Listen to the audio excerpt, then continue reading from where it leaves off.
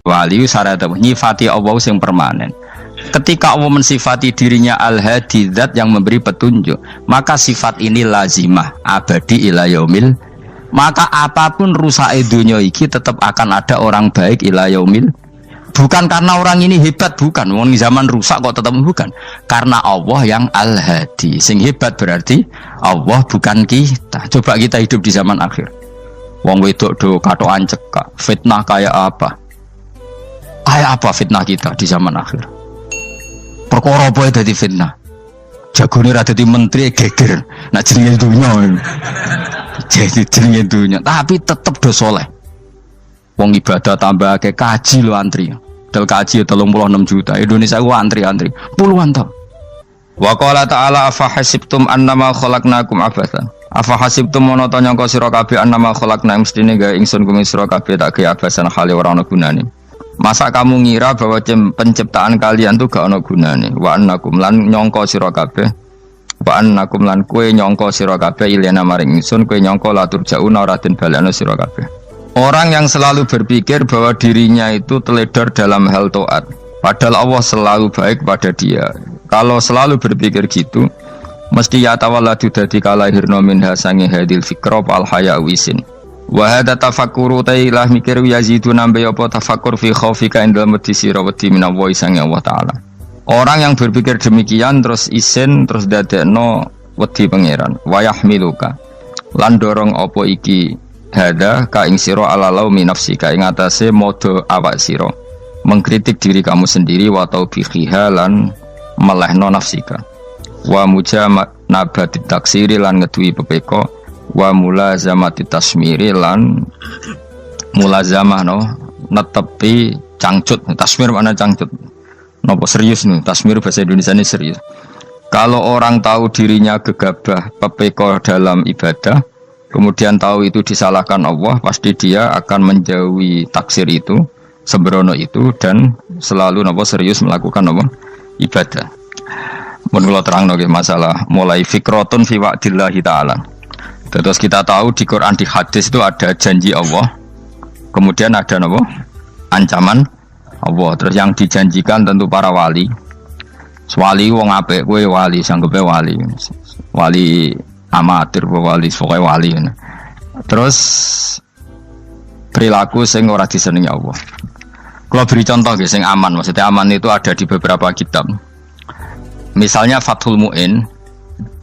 Fathul Mu'in itu kitab yang dipakai semua pesantren, kitab fikih. Itu kalau ngeritik, kamu kalau mau sholat, iku kudu ana melayune.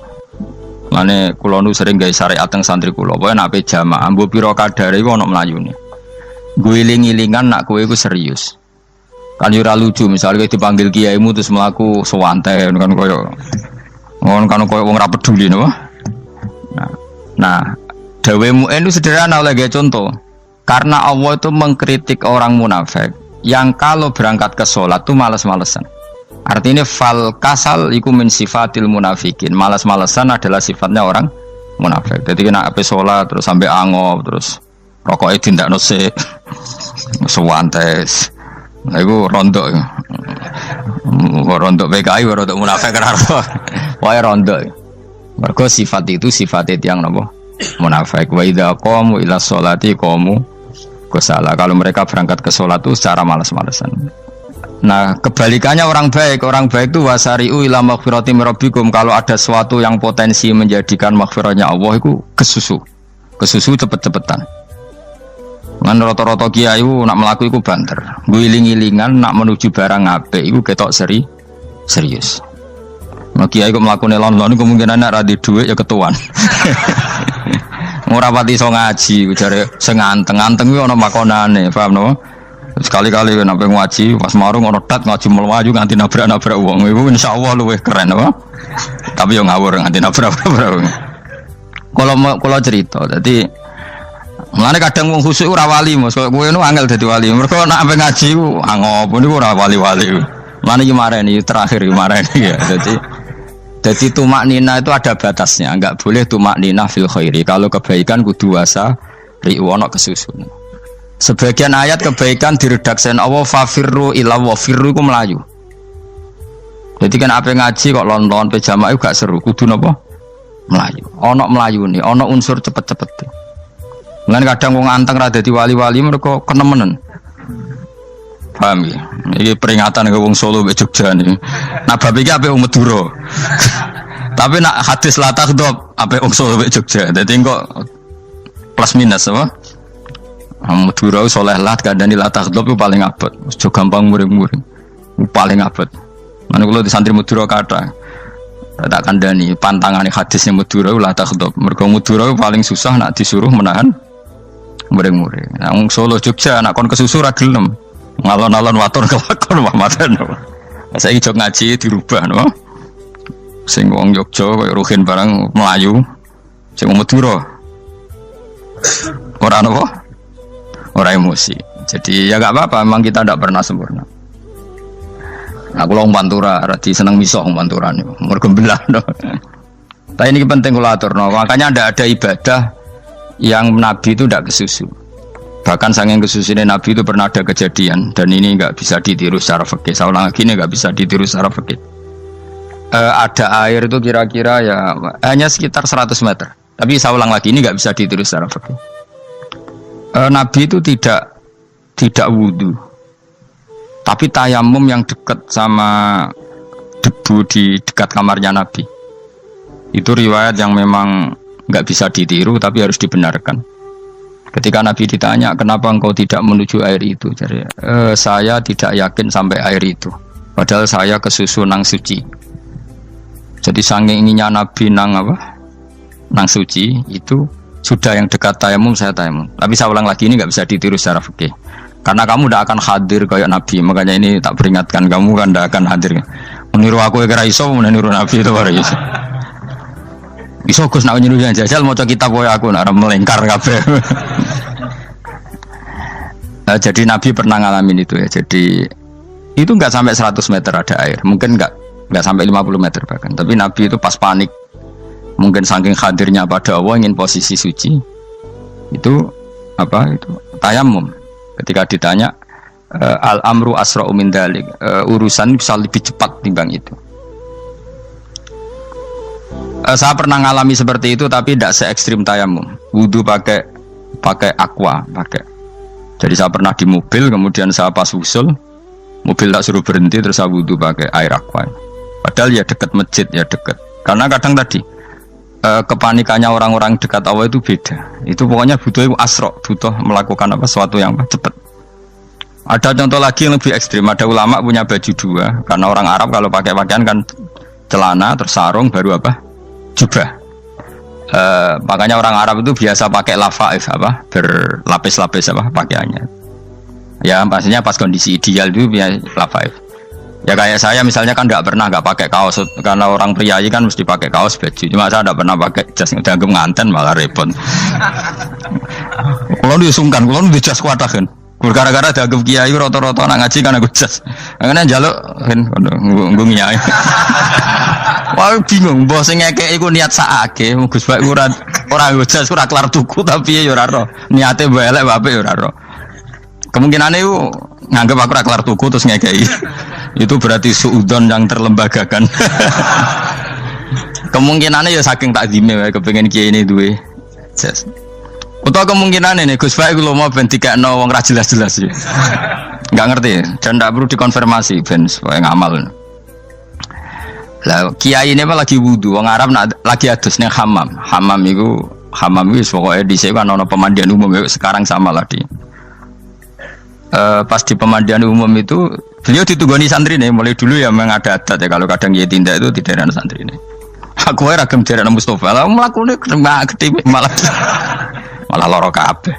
Jadi bandara itu sing roh terminal A1 ya aku, ini tiket ya aku lagi derek no, malah aku sing derek no akhirnya.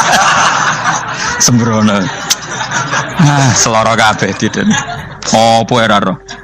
Swarga ya roh, ini sebenarnya nak tuntun ya roh.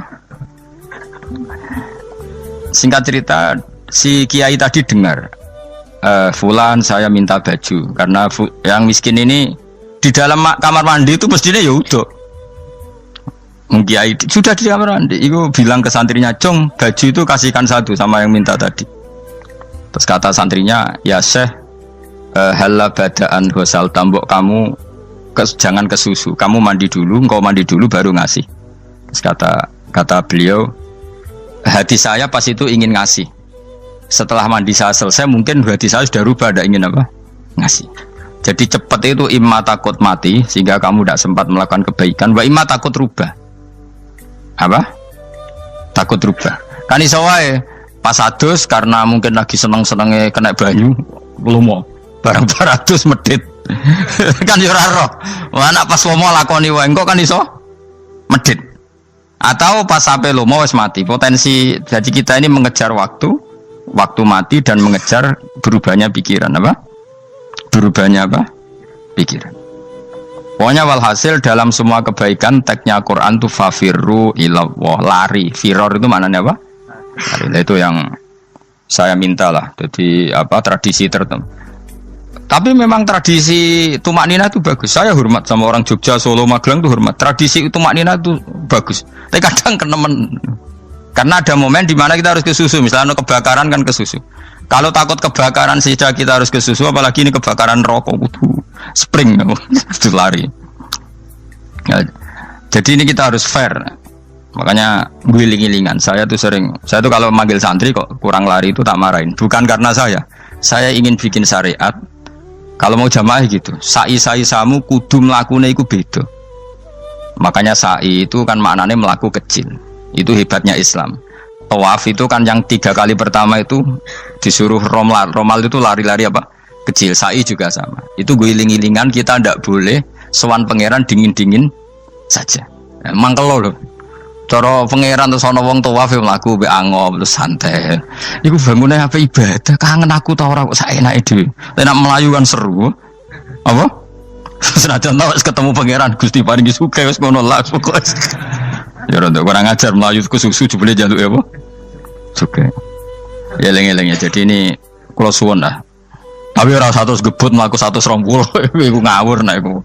Pokoknya ana kesusune lah, entah berapa kadarnya itu ana. Mergo istilah pangeran apa wasari'u bergegas lah. Ya apa? Makanya Nabi dulu pinternya gitu. Ada Bani Sulaim, Bani Ghifar itu punya adat tumak nina. Itu sama Nabi dipuji. Adat kamu bagus tumak nina, tapi dikurangi tumak ninahnya kalau dalam kebaikan harus ke susu. Ada daerah yang temperamental.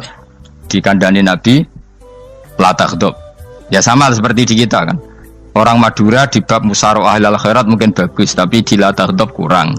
Orang Solo, Jogja di tumak ninah bagus, tapi di musyawarah kurang. Jadi makanya ini barokahnya ngaji ya dirubah sidik-sidik. Maksudnya yang plus minusnya itu dirubah. Karena saya belum pernah menemukan tag orang baik itu diredaksikan tenang, tapi semuanya redaksinya apa? Wasari'u. Wasari'u itu apa? Bergegaslah. Fafirru, larilah. Jadi fafirru ilallah, maka larilah. Firu itu lari apa berjalan? Lari. Supaya maksudnya lari itu tidak harus lari kayak pembalap itu enggak. Pokoknya ada unsur kesusune gitu. Ada unsur bergegas. Dan karena ada etis memang, misalnya saya sebagai anak dikasih tahu babak atau kangkang Gus ibu sedang gerah. Serono swantai itu kan kayak gak ngergani wong tua. Kudu ono Melayu. Nah di sini ini maka diredaksikan di semua riwayat Nabi itu kalau jalan wa idza masa, Nabi kalau jalan itu fakaan namayan khattu min sobabinir taqo. Semua dibak menerangkan apa Nabi kalau jalan itu seakan-akan turun dari tangga. Maknanya cepet. Fakaan naman khattu min sobabinir taqo. Jadi Nabi kalau jalan itu cepet. Ya dong nih ya. Paham ya? Ngiling-ngilingan. Nah, ciri utama berpikir secara Qur'ani adalah apa? Kamu mencari sifat-sifat wali Allah. Dan ternyata sifat wali-wali Allah itu musyaroah ilal khairat, kalau melakukan kebaikan ke susu. Dan sifat orang munafik itu kalau melakukan kebaikan bermalas-malasan. Wa idza qamu ilas sholati qamu kusala. Sehingga kata Fathul Mu'in, kalau kamu sholat kudu ono kesusune, ono nasate, guling-gilingan kamu biar tidak berkategori munafik. Karena orang munafik kalau wa idza qamu ilas sholati qamu kusala, kalau sedang mau sholat malas-malasan. Nah intinya gitu, cara jadi mufassir, cara jadi pemikir Quran yang baik apa? Sifatnya orang baik dikumpulkan, kemudian kamu ingin diri itu. Sifatnya orang buruk kamu kumpulkan, kemudian kamu menghindari sifat itu. Misalnya Allah cerita Fir'aun itu penyakitnya apa? Istagna, merasa kumoluhur, merasa tercukupi semua. Itu sifatnya apa? Fir'aun. Tapi sifatnya orang baik itu ya Yuhannasu antumul fuqara'u ilallah. Sifat orang baik adalah merasa fakir, merasa enggak siapa-siapa di depan Allah Subhanahu wa taala. Sehingga keangkuhan itu sifat Fir'aun, merasa fakir, merasa enggak siapa-siapa adalah sifatnya orang baik. Makanya nadumanya Habib Abdul Haddad masyhur itu. Ana abdun soro fakhri dimna fakri, itu yang sering dinyanyikan, dilakukan para wali-wali itu apa? Ana abdun soro fakhri dimna fakri. Jadi ana uta ingsun abdun kawula. Soro ingkang dadi apa fakhri kebanggaan ingsun iku dimna fakri mergo fakir ingsun. Jadi saya ini hambamu ya Allah, yang sebagai kebanggaan saya adalah saya selalu butuh kepada Engkau. Karena ciri utama orang jelek adalah hidup seakan-akan nggak butuh sama campur tangannya Allah Subhanahu wa taala. Kalau saya punya uang pasti senang, punya jabatan pasti senang. Saya jadi menteri mesti beres semua, saya jadi gubernur beres semua. Merasa bisa semua itu min sifati Fir'aun, itu sifatnya Fir'aun. Tapi kalau kamu jadi menteri, jadi gubernur, saya tidak siapa-siapa tanpa pertolongan Allah. Saya kiai pun tidak bisa apa-apa tanpa pertolongan Allah. Saya orang baik pun tidak mesti dijamin baik terus tanpa pertolongan Allah. Sehingga selalu la haula wala quwata illa billah. Saya bisa menghindari maksiat ya karena Allah, bisa melakukan taat juga karena Allah. Nah, orang yang seperti ini itu jenenge ana abdun soro fakhri dimna fakri. Saya ini adalah hamba yang menjadi kebanggaanku adalah karena saya selalu fakir, selalu butuh kepada Engkau. Ini penting kalau terangkan, jadi supaya orang terbiasa. Man kalau seneng ngaji ini paling seneng. Kenapa saya ngaji seneng? Karena tadi kebaikannya Allah, nikmatnya Allah saya omongkan. Sehingga dengar orang banyak bahwa Allah itu baik, Allah itu zat yang kita tuju, Allahus Somad. Tapi kalau saya jadi wali karena di kamar 40 dino, paling terkenal wali, terus wong salam template yo ndongakno. Terus untung aku ora untung blas. Lan cara bapak wali be ulama iku mulya ulama. Wali iku nak terkenal wali paling banter wong sowan nggo gula, sing untung ndekne. Tapi kalau ulama menerangkan kebaikan, orang dengar semua, akhirnya Islam menjadi siar. Mana bodoh-bodoh dadi wali ulama ambek wali iku ya dhuwur ulama. Mbok ambek kowe mergo ora ono makome dadi. Terbangem kan cepet kaya kapuk tapi cebloke tok laut. Wong nek ora di makom iku kaya kapuk. Terbangnya cepet tapi gak tahu jatuhnya di mana. Dieling-eling ya, dados kula suwun sangat. Selama ini adat kita buruk. Nak nyongko anteng apik juga anteng fil khairat. Ketika kebaikan pun respon kita anteng, tidak boleh. Dalam kebaikan harus musaroah, harus apa? Musaroah itu ke susu. Nah itu makanya filosofinya apa? Kalau tawaf pertama juga kon cepet. Sa'i namanya ya sa'i. Sa'i maknanya apa? Lari-lari kecil. Jadi kalau bahasa Arab itu masya yamsi masyan itu jalan biasa. Kalau sa'a yas'a sa'yan itu jalan agak lari. Makanya darani sa'i. Kau oleh sa'i kok leha-leha ora oleh. Tapi aja terus numpak skuter balapan yo aja. Mulai bingung mbek wong saiki. Nah wong sepuh numpak skuter pantes saiki sing nom-nom lah do numpak skuter. Terus nek sing wengkek pasangan suami istri skuteran pun tuaf. Aku wis kodho malaikat ing barno aja tampa. Mangkel wong. Lagi ini sing hafal Quran ngalim diselipi ya perkara ade kono kanggo skuter. Aduh maten. Ijek enom nak tuwek tak malu. Ijek enom kan. Iku wajib mbok pasutno kan. Pasute wong fikir mandi yakin. Wah, enak wis yo terlalu senajan to sah yo tapi terlalu ijek enom. Padahal kebualah pan serwet Mas. Iya karepe Arab Saudi ngono diolehno. Cara kula penguasa Arab sing tuwek tok mati tak oleh sing nom-nom tutuki ngono. Tapi yo pancen yo sanak saya sah sekedar sah. Tapi yo terlalu. Mosok sowan pangeran nganggo skuter muter. Aduh. Nah, sembrono. Yo coba lakoni ku awas yo. Kecuali guys tuwek mati wis ngono. Tuwek tok rame mati yo aja. Aneh-aneh. Ya maksudnya kesusu orang ngono iku. Tok budi wae. Wa minha anta tafakkar nggih. Wa eling-eling nggih pokoke wau nggih napa sifatnya orang baik yang di Quran itu kita pelajari lalu kita tiru. Misalnya sifatnya orang baik termasuk apa itu ala inna auliya Allahi la khaufun alaihim wa lahum Tidak pernah punya rasa takut, rasa gelisah itu harus kita tiru. Karena kalau kita punya rasa gelisah itu biasanya lama-lama agak ridho, bek kodok, kodar.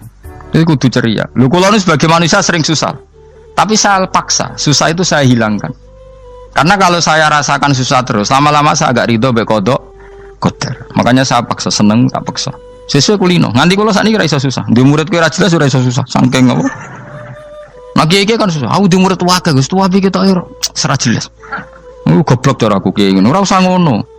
Zaman akhir ono wong ngaji go kitab wis hebat. Ono ngrungokno ngaji wis hebat. Ono ora paham tekone majelis wis hebat. Lah nek paham teko kan wajar, kira paham kok teko kan luar biasa. Nak ono penikmat ngaji paham biasa. Ini gak paham kok teko. Wae guyu iso. Guyu hebat itu, hebat. Hebat.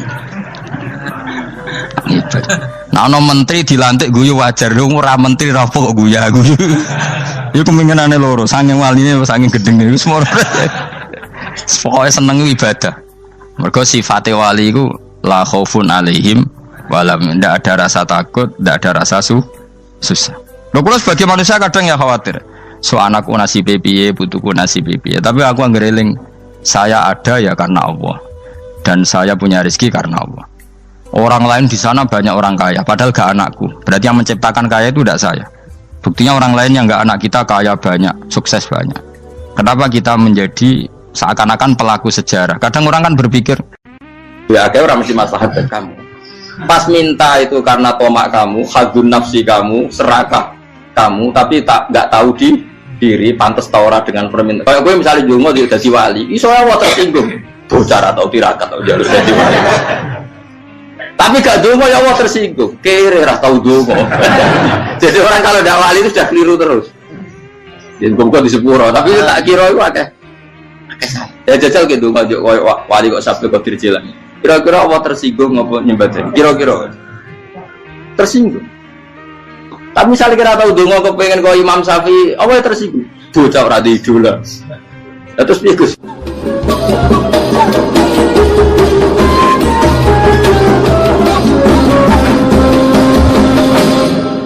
Artinya gini loh, ketika manusia mengatakan mampu, itu ada sekian hal yang manusia itu tidak ikut melakukannya, tidak ikut menciptakannya. Misalnya kue nyupir, supirana enak, punya pengalaman, tidak kecelakaan karena apa? Nyupir kue enak, mobilku normal, mobilmu normal lah, atau wabrak mobil yang mabuk, gak. Nah di sini ini manusia dituntut, diingatkan terus, kamu itu butuh Allah, rahmat Allah itu yang melindungi kamu, bukan keahlian kamu, bukan kecakapan, karena tanpa itu semua tidak bisa, semuanya Allah. Ya, tapi manusia tadi gara-gara misalnya tadi mobilnya normal, dia punya keahlian nyupir, terus mengklaim kalau keselamatan dia itu karena hati-hatinya dia, karena mobilnya normal. Padahal ada sekian catatan yang menjadikan dia selamat dan semuanya itu kudrahnya Allah Subhanahu wa Ta'ala. Misalnya gak ditabrak wong mabuk, gak ono gempa, gak ono bumi merekah. Misalnya kita pintar nyupir lah terus bumi memang terus kita templung nggak apa-apa. Kemudian daerah-daerah kayak ya rasa tak sebut nomor itu. Kira atau muka siapa ya, bener mari tak sebut nomor yang ngeri. Intinya Indonesia udah aman, tapi kita tenangai satunya udah aman kabeh, orang sing aman. Ora usah khawatir dikui vaksin, ora usah khawatir meteor jatuh, kabeh ya potensi, no? Potensi semua. Sehingga ini sedikit saya ijazahkan. Suatu saat kata Rasulullah, saya yang Mu'ad melihat kamu hanya sejengkal di depan para ulama ketika nanti di akhirat. Terus Mu'ad tanya, Rasulullah tanya, kenapa kamu hanya satu jengkal dengan derajatnya para ulama ketika sowan Allah? Terus jawabnya Mu'ad, kamu punya amal apa? Terus jawabnya Mu'ad, ya Rasulullah, saya tidak pernah melangkahkan satu kaki, kecuali saya tidak pernah yakin apa bisa melangkahkan kaki yang satunya. Dan saya tidak pernah mengunyah satu makanan, kecuali saya juga tidak pernah yakin apa bisa menelannya. Dan saya tidak pernah bernafas satu nafas kecuali saya tidak yakin apa bisa nafas berikutnya. Saking dia tergantung ta'aluk semuanya sama kudrahnya Allah Subhanahu wa Ta'ala. Kalau kita ini kan sok. Kalau makanan sudah di depannya kayak pasti bisa makan. Kalau dia sudah sehat jalan seakan-akan pasti bisa meneruskan. Padahal 0, sekian detik gue melaku dihantam mobil ya selesai. Misalnya stroke ya selesai, tidak bisa jalan.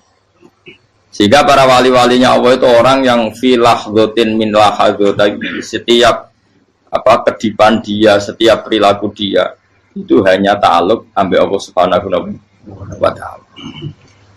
Itu yang disebut ya ayyuhannasu antumul fuqara'u ila. Nah, kemudian resiko makom ini, ya semua makom tak ada resikonya. Resiko makom ini itu biasanya dia lupa doa. Kenapa lupa doa? Karena doa itu terdefinisikan. Tak wari ilmu hakikat, terus rumah serah paham lah, tak ulang no. Ya resiko ilmu saya ingatkannya. Ilmu itu kan ada dua. Ada ilmu yang karena didefinisikan, dan itu akhirnya menjadi masalah. Sebenarnya ilmu itu tidak perlu definisi. Kedua, ilmu yang kita rasakan. Misalnya gini, kalau sama saya tanya, kamu pernah nggak minta jadi punya uang banyak? Nggak tanya, pernah nggak minta? Terus artinya minta itu apa? Terus kita mendefinisikan, menengadahkan tangan, bilang ya Allah, saya minta uang banyak, saya minta ingin beli mobil. Itu namanya apa? Tidak jauh saja. Doa kan? Itu kesalahan kita. Kesalahan kita mendefinisikan doa itu, misalnya menengadahkan tangan dan memohon dan menyebutkan permohonannya itu terus disebut doa. Tapi kalau menurut Allah, sistem tubuh kamu yang menghendaki punya mobil, sistem tubuh kamu yang ingin punya uang banyak, reaksi tubuh kamu yang terhinakan karena ditagih orang atau butuh uang, ini menurut Allah ya sudah kamu itu peminta-minta. Saya ulang lagi ya. Sehingga menurut Allah kamu minta tidak minta ya tetap berstatus peminta, pengemis. Nah, orang-orang yang sudah wusul, meskipun itu kondisional ya, tidak selalu. Itu ya dia pikirannya menengadahkan tangan apa enggak ya sama saja tubuhnya merasa minta, sehingga dia tidak perlu mengekspresikan minta. Nah, terus orang yang fikih bilang seperti itu sombong, wong kok gak tahu dungo. Sebetulnya keliru vonis orang fikih. Bagaimana mungkin dikatakan sombong? Dia reaksi tubuhnya, elemen tubuhnya sebetulnya meminta. Dia tidak berkategori meminta karena ilmu kadung didefinisikan kalau minta itu yang seperti ini. Itu kan lama. Nanti kalau suatu saat Indonesia yang kuasa itu terlalu NU atau terlalu yang tidak NU, lama-lama ada definisi. Misalnya yang dikatakan tahlilan itu apa? Ya bid'ah, Nabi tidak pernah tahlilan. Sahabat tidak pernah nahlilin Nabi. Malah nggak ngaji Nabi jadi tahlil. Mana nih tahlilan jalukno sepuro mayit, ngaji Nabi jalukno sepuro. Sehingga dengan tradisi itu tahlil itu masuk definisi bid'ah karena nggak pernah dilakukan sahabat dan para tabi'in. Ya salahnya kamu definisikan. Tapi kalau udah kamu definisikan, diarani tahlil, ya mau la ilaha illallah. Terus mungkinkah satu bacaan la ilaha illallah dilarang? Wong ra oleh maca kalimat tauhid. Jadi misalnya tahlil itu nafatno kalimat tauhid. Mau ketok orang ora iso dilarang, tapi nak tahlil itu mitung dinane mayit koyo budo, samane kriminal. Enak. Ya sudah seperti itu. Makanya banyak orang salah itu karena ilmu kadung didefinisikan. Nah, definisi itu sebenarnya tidak mengikat dalam banyak hal. Ini penting saya utarakan. Ya karena seperti itu. Makanya itu masalah-masalah besar antara kita dan firqah-firqah yang lain, masalah ahli sunnah, terus masalah yang lain-lain. Memang ya sudah seperti itu. Ya saya ulang lagi ya. Ketika Nabi Ibrahim mau dibakar Namrud, itu masyhur cerita itu. Dan kemudian jadi Nabi namanya Habib Syahid. Habib Syahid itu sebetulnya hanya ngutip Habib Abdul Haddad. Jadi syair itu sebenarnya ada di Diwanul Haddad. Apa? Diwanul Haddad. Diwanul Haddad itu syair-syair Abdul Haddad ketika beliau usul, beliau mukasyafah. Terus bagian dinyanyikan Habib Syahid menjadi populer. Saya ulang lagi ya. Tubuh kita, misalnya kamu lapar, perut kamu kan mereaksi minta makan. Andaikan kamu itu Tuhan, kan kamu tahu bahwa perut kamu itu minta makan. Tanpa kita bilang ya Allah saya minta makan, Allah tahu kalau reaksi tubuh kamu minta makan. Sehingga orang yang tidak minta pun asal makomnya makom yang ikrar, mengakui kalau dia butuh, ya namanya sudah minta. Tapi fikih kadang mendefinisikan sing darane minta itu hanya madhep kiblat terus menengadakan tadi dan sebagainya. Ya sudah kita sebagai orang pengikut ya yang ikuti fikih, yang ikuti tasawuf sebetulnya itu definisi yang sepihak. Sehingga ketika Nabi Ibrahim mau dibakar Namrud, masyhur itu cerita itu. Beberapa hari mungkin bulan-bulan orang disuruh Namrud cari kayu sebanyak-banyaknya. Ketika kayu sudah terkumpul mungkin satu lapangan, Ibrahim mau dibakar. Pegawainya Namrud itu bingung caranya mencalok Ibrahim. Itu saking gedene napa? Api. Nak dicalok ke ado iku ratok tengah. Nak diparekno iku kepanasan. Masyhur. Terus setan zaman itu orang akeh dadi setan tenan. Saya kan duplikate sakeh dadi setan ra tau muncul. Wong duplikate wis napa? Akeh. Singkat cerita setan itu muncul pura-pura jadi manusia terus ditemukan manjane. Manjane kayak semacam ketepil besar yang jadi mana ya dari kiai-kiai ketepil haram mergo penemune setan. Jari ini tuh. Tapi nak manjanik penemuan setan itu betul walhasil terus dibikinkan satu manjanik semacam ketepil besar terus Ibrahim dilemparkan ke api lewat apa ketepil tadi idenya siapa setan. Nah ketika di tengah api itu unik, kata malaikat Jibril datang terus tanya sama Ibrahim, ya Ibrahim apa kamu butuh saya? Butuh alakah haja apa kamu punya kebutuhan? Jawab Ibrahim lah saya tidak punya kebutuhan. Amma ilaika fala, kalau ke kamu ndak, karena kamu makhluk, apapun keren kamu Jibril tetap kamu makhluk. Amma ilaika fala, ndak maksudnya butuh ke Allah nanti saya nyampaikan. Malah dinya Nabi Ibrahim, kalau Allah ndak usah kamu sampaikan ya sudah tahu. Gua be Jibril. Oh anak gue ditekak mana? Ya saya ulang lagi, apa kamu punya kebutuhan? Alaka hajalah, amma ilaika fala, kalau ke kamu ndak. Nggak maksudnya butuh ke Allah nanti saya sampaikan. Karena Jibril yang mentang-mentang dekat sama Allah dan tukang memberi informasi. Saya kata Ibrahim kalau ke Allah sih nggak perlu kamu, dia sudah tahu. Nah itu terjadi namanya Habib Abdul Haddad masyhur itu apa? Hasbi min suali ilmuhu bihali. Jadi cukup ilmunya Allah itu menjadikan saya tidak perlu minta. Hasbi min suali ilmuhu bihali. Jadi ada kondisi tertentu yang para wali itu, saya ulang lagi kondisi tertentu yang para wali itu ya tidak minta. Tapi kalau itu ditiru jenengan semua ini jadi keangkuhan. Kenapa? Wes ora ndonga tangane ditenangano, atine ora eling pangeran kan akhirnya ra njaluk tenan.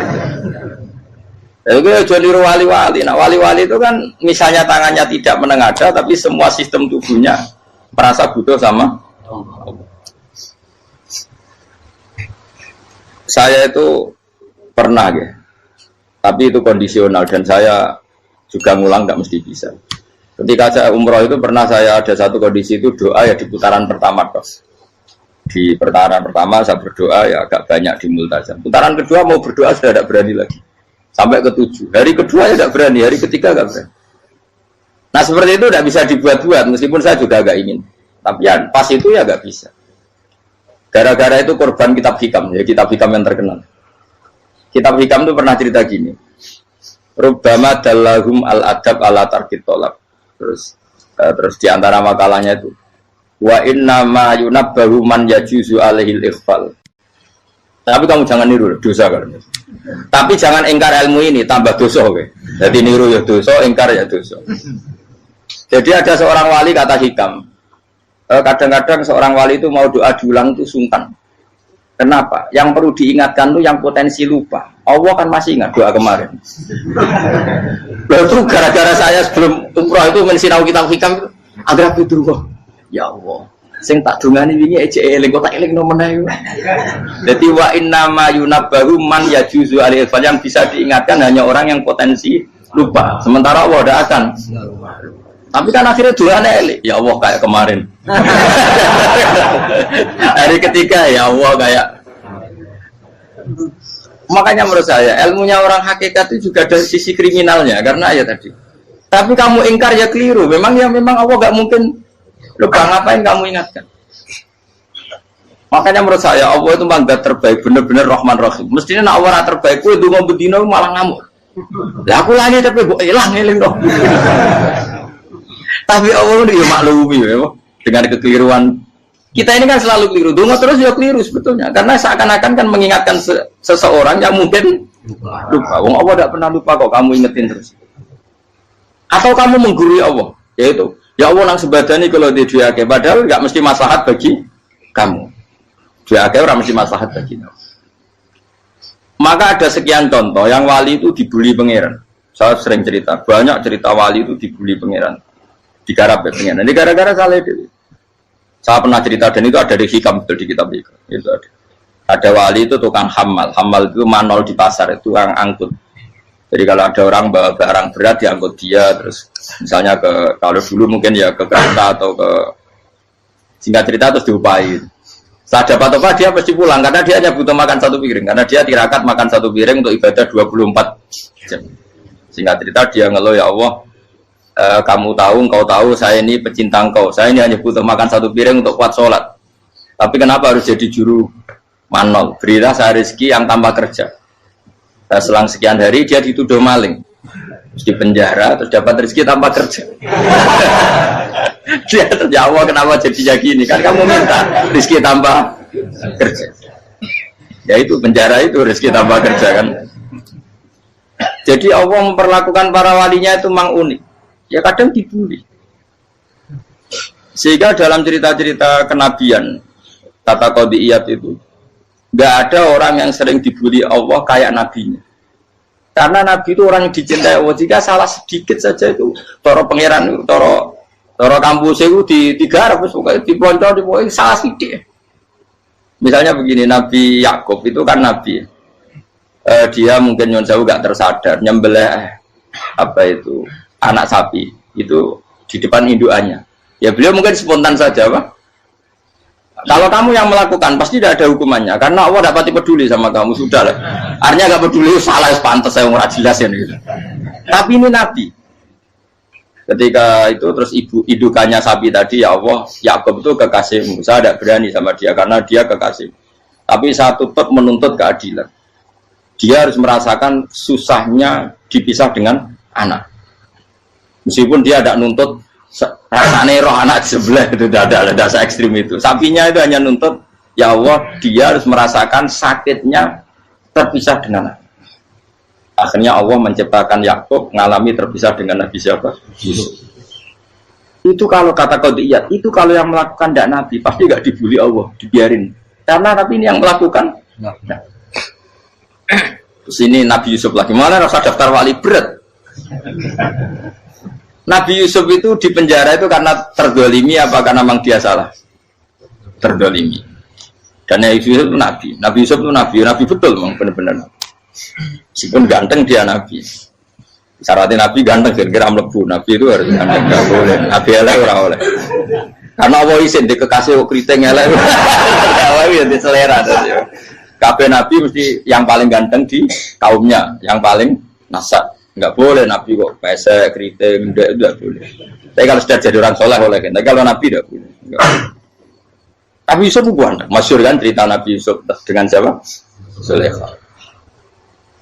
Dan belum ada orang dalam keadaan darurat masih cerdas kayak perempuan. Jadi singkat cerita, ketika Yusuf diajak Zulaikha selingkuh enggak mau kan keluar dari kamar. Dalalah kebetulan wa alfaya sayyidah Rajal. Itu si Zulaikha tadi spontan langsung bilang, wahai suamiku, apa hukuman orang yang ingin menodai keluargamu?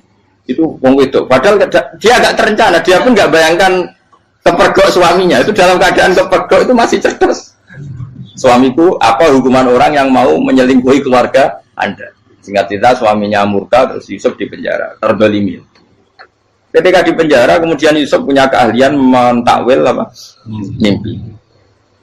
Kan tadi suaminya Zulaikha itu tidak sampai raja ya, kira-kira PM atau menteri. Raja itu punya mimpi yang bisa nakwil itu hanya Yusuf. Singkat cerita terus utusan raja datang ke Yusuf dan takwilan Yusuf terbukti benar. Tapi Yusuf ini seorang nabi, saya ulang lagi Yusuf seorang nabi, dia tapi ya manusia. Bilang gini ke utusannya, coba bilangkan ke raja kamu, di penjara ini ada orang yang di penjara secara terzalimi, yaitu saya. Tolong laporkan ke majikan. Itu Allah tersinggungnya itu bukan main. Nabi kok lapor makhluk. Itu tersinggung. Nah, kowe kan gak piye-piye. Kowe ngajono proposal ya ora piye-piye. Wis pokoke Allah kowe wis ra piye-piye. Wong sampean swargane ya ora langsung wae ngono. Pokoke kira-kira kan sudah enggak perlu ditegur. Makanya fa'an sahu syaitanu dzikra rabbi fala bitha fi sijni bid'asin. Maka Allah mentakdirkan utusan raja tadi itu lupa melaporkan peristiwa Yusuf ke raja tadi, sehingga raja gak pernah dengar kalau ada orang di penjara karena Allah tersinggung. Wong kowe ku nabi kok lapore ambek penguasa. Ngono tok iku wis Allah tersinggung. Karena dia nabi, gak boleh nabi lapor makhluk. Jadi Allah itu dengan nabi itu sangat-sangat sensitif. Sangat-sangat sensitif. Ya begitu. Terus kita yang terkenal, meskipun ini nggak ada di Quran, Nabi Musa. Nabi Musa itu pernah sakit gigi karena dia mentang-mentang kalimullah, orang yang sering komunikasi dengan Allah, minta ya Allah, tolong tunjukkan obat gigi saya itu apa. Singkat ini sama Allah dikasih tahu, kamu ngunyah suket ini, gitu. rumput ini kamu kunyah nanti pasti sembuh. Karena resepnya dari Allah ya pasti mujarab, kan nggak kok dokter. Singkat ini dikunyah terus sembuh. Suatu saat dia sakit gigi lagi, nggak konsultasi lagi karena masih punya resep tadi kopian apa resep. Dia datang nyari suket yang sama dikunyah tambah sakit. Tanya sama Allah, ya Allah ini kan resepnya yang sama, kenapa tambah sakit? Kata Allah, kamu itu kekasihku. Orang nak sing ngobati ku aku ra suket sembrono. Semenjak itu Nabi Musa pernah taruh resep lagi sudah. Andaikan tuh kamu, pasti Allah juga nggak tersinggung. Makanya kata Qadiyat, kenapa para nabi sering ditegur itu bukan karena Allah murka, nabi itu beda. Jadi kesalahan kecil atau apa-apa yang menurut kita ada salah itu untuk nabi salah. Makanya di ahli sunnah ada kaidah apa? Mimba bi hasanatil abror sayyi'atul muqarrabin. Pernah dengar kaidah apa? Mimba bi hasanatil abror sayyi'atul muqarrabin. Sesuatu kalau dilakukan umumnya orang itu hasanah atau kebaikan, tapi kalau dilakukan para nabi itu salah. Karena apa ya, saking dekatnya dengan Allah. Saya ulang lagi apa? Mimba bi hasanatil abror sayyi'atul muqarrab. Jadi nabi itu beda. Nah, para nabi itu orang-orang yang ngalami fikir yang doa resmi kayak siapa tadi? Definisi fikir ya sering. Kayak definisi orang tasawuf yang sering. Sehingga ketika Nabi berdoa, ya memang secara disiplin ilmu yang namanya berdoa ya minta Allah dengan mengadakan tangan. Ketika enggak berdoa, karena Nabi sadar Allah tidak perlu diingatkan lagi, pasti masih ingat. Jadi dua-duanya benar terus. Makanya Nabi itu lam yazal fitaroki, Nabi itu selalu naik derajatnya. Karena pas minta ya benar, pas tidak minta ya. Tapi kamu jangan niru, dosa kan. Tapi jangan ingkar ilmu ini, tambah dosa. Jadi niru ya dosa, ingkar ya dosa. Jadi ada seorang wali kata Hikam, kadang-kadang seorang wali itu mau doa diulang itu sungkan. Kenapa? Yang perlu diingatkan itu yang potensi lupa. Allah kan masih ingat doa kemarin. Lalu gara-gara saya sebelum umrah itu mensinau kitab Hikam, agar aku dulu, ya Allah, sing tak dungani wingi ejek eling kok tak eling nomene. Jadi wa inna ma yunabbahu man yajuzu alil fal, yang bisa diingatkan hanya orang yang potensi lupa. Sementara Allah tidak akan. Tapi kan akhirnya doanya elik, ya Allah kayak kemarin. Hari ketiga ya Allah kayak. Makanya menurut saya ilmunya orang hakikat itu juga ada sisi kriminalnya karena ya tadi. Tapi kamu ingkar ya keliru. Memang Allah gak mungkin lupa, ngapain kamu ingatkan. Makanya menurut saya Allah itu mandat terbaik, benar-benar Rahman Rahim. Mestinya nak Allah terbaik, itu mau bedino malah ngamuk. Ya aku lagi tapi kok hilang dong. Tapi Allah itu ya maklumi ya, dengan kekeliruan. Kita ini kan selalu keliru, donga terus ya keliru sebetulnya. Karena seakan-akan kan mengingatkan seseorang yang mungkin lupa. Wong Allah tidak pernah lupa kok, kamu ingetin terus. Atau kamu menggurui Allah, yaitu ya Allah nang sebadani kalau di diake, padahal nggak mesti maslahat bagi kamu. Diake orang mesti maslahat bagi kamu. Kalau kamu turun terus, pas minta itu karena tomak kamu, hadun nafsi kamu, serakah kamu, tapi nggak tahu diri pantas taura dengan permintaan. Kalau gue misalnya jongo dia jadi wali, iso Allah tersinggung, bocah atau tirakat atau dia harus jadi wali.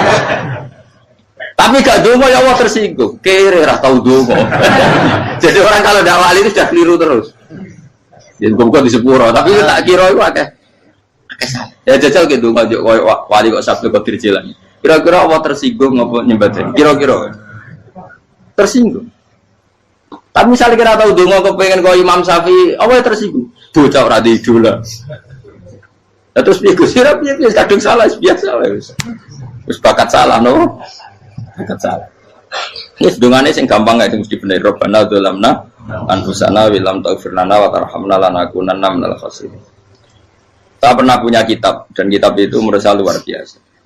Bahkan ketika adu bully itu, adu cara mahasiswa itu kayak pelonconan itu. Nabi sama Nabi pengiran gitu. Dan itu sekali yang satu salah melakukan disiplin ilmu, pengiran itu degradasi. Dan Allah memang mengancam gitu. Kalau kamu melanggar ini, la'ah biton namin diwanin nubuah. Nanti la'am kuan namin diwanin nubuah. Kamu saya hapus dari buku kenabian. Tes-tesannya ya lucu. Pilihannya begini. Kata Nabi Musa kan ditanya. Ketika dia khutbah ditanya orang. Siapa orang paling alim ya Nabi Allah? Sekarang orang paling alim itu siapa? Nabi Musa jawab, saya kan. Ya itu Allah tersinggung karena wong kok mletene ngono. Tapi andai kan Nabi Musa kok jawab Fauzi itu salah, tambah salah meneh. Atau enggak Prugen, malah salah meneh. Tapi jawab Musa ya salah. Saya Gusti, saya kan. Orang paling alim siapa? Saya. Allah memperingatkan Musa, ada seseorang yang lebih alim ketimbang kamu. Coba kamu harus ketemu dia. Ketemu tinggal cerita ketemu Nabi siapa? Khidir. Terus dalam 3 sesi ini, 3 babak ini buli-bulian. Nabi Khidir itu dalam 3 babak ini selalu kelihatan salah. Di antaranya adalah kalau sekarang ya mungkin di gonjak sepeda motor atau perahu kalau dulu yang menggratisi dia numpangi sepeda motor malah spionnya dicopot. Spionnya dicopot, dirusak. Tapi Musa kan sudah digratisin malah rusak yang motornya yang apa? Menggratisin. Nabi Khidir masih tenang. Kamu tidak paham. Ya, Nabi Khidir mesti tidak kamu tidak paham. Itu kata Surahul Hadis termasuk Ibnu Hajar Al-Asqalani bilang ini. Setelah itu kedua membunuh anak kecil. Musa tambah marah. Anak yang belum punya dosa kok kamu sampai 3 kali ada 3 peristiwa. Itu kata Surahul Hadis. Andai kan Musa kok diam tidak protes, maka dia akan disalahkan Allah.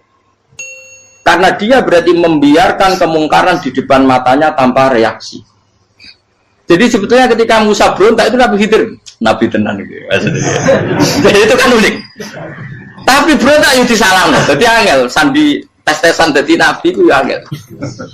Misalnya kok Nabi Musa itu kayak model santri Jawa Timur.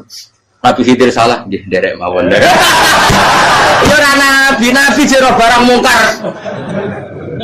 Menengae. Berarti yo nabi goblok ngono kira-kira. Makanya memang Musa harus konsisten seperti itu, harus demo terus.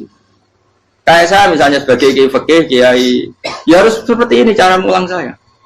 Enggak boleh saya misalnya terus anut mulang terus tawadhu semeneng terus ora karu-karuan. Jadi andekan Musa kok tidak protes itu malah salah. Ya memang harus. Dan itu Nabi Khidir Nabi tenang. Makanya Nabi Khidir akhirnya respect. Tidak ada hati sebaik kamu Musa. Risi itu gak nyaman ketika melihat kamu. Jadi itu punya poin. Tapi lucunya Nabi Khidir yang nyalan. Tak ada rasa kok main tak kok. Tapi harus disalah no. Ya aku cari Nabi Musa. Ya jajal, gawe peristiwa meneh aku tak sabar rata kok. Bareng. Kok jajal neh. Bareng dijajal ya protes meneh. Bareng protes meneh, tinggal 1 kali kesempatan. Kowe takok meneh, wis ora dadi muridku. Dikasih kesempatan lagi, ya protes meneh dek nomor. Tapi itu justru itu menjadi kelebihannya Nabi Musa karena syarat seorang nabi adalah al-musara'ah ila inkaril munkar kata Ibnu Hajar Al-Asqalani. Syarat seorang nabi adalah secepat mengingkari sesuatu yang mungkar. Enggak boleh. Ya toh kan misalnya kita jadi murid terus gurumu itu gandeng artis atau gandeng penyanyi dangdut. Nggih derek mawon. Jadi guru murid dia blok. Tapi kalau guru tersinggung, ora hikmah iku. Kan bingung no. Di guru ini kok bingung no. Lha lek di guru jadab dorong jadi muro mo. Gurumu gandeng penyanyi dangdut. Reaksimu piye? Jek tak. Ayo loh, nak elek kan gak iri. Biasanya nak elek itu nak iri. Sekarang Pak. Sing ayu, sing potensi iri. Kira-kira reaksi kamu itu milih derek mawon apa berontak?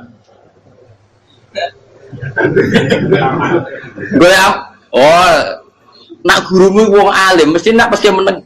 Muridku giyo betul, tidak sensitif. Roh barang mungkar dilakukan di depannya kok tidak reaksi, tidak protes, tidak gebet tenang. Tapi lucunya guru mau nak protes ya, gak luwe akhlak. Guru lagi senengnya kok rawat. Nah Nabi itu kan bully-bulian. Jadi Nabi Khidir dengan Nabi Musa itu tepat-tepat. Karena dua orang ini sama-sama kekasih Allah.